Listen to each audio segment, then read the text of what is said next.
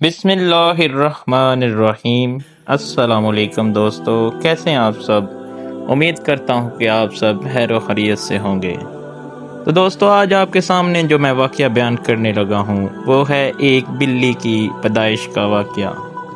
اللہ پاک کی ہر تخلیق کردہ مخلوق میں کوئی نہ کوئی راز پوشیدہ ضرور ہوتا ہے۔ بلی کو پیدا کرنے کی اللہ کی حکمت کچھ یوں ہے کہ جب حضرت نوح علیہ السلام کی قوم پر پانی کی صورت میں سیلاب کا عذاب آیا تو اللہ تعالیٰ نے حضرت نوح علیہ السلام کو کشتی بنا کر اس میں سوار ہونے اور ہر جاندار اور پرندے کا ایک ایک جوڑا کشتی میں محفوظ کرنے کو کہا۔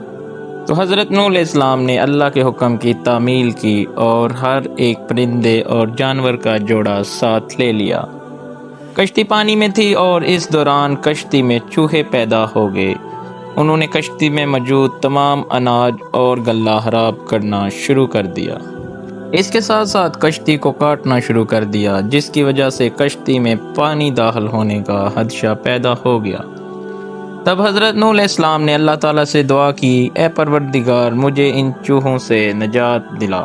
تو اس وقت اللہ تعالیٰ نے حضرت نوح علیہ السلام کو حکم دیا کہ کشتی میں موجود شیر کی پیٹھ پر ہاتھ پھیرو۔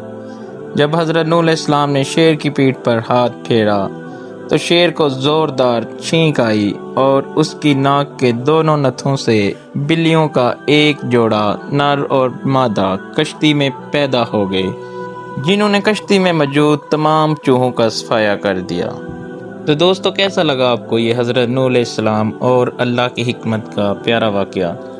اس طرح کے مزید اچھے واقعات کے لیے میرے چینل کو سبسکرائب کر دیں۔ شکریہ۔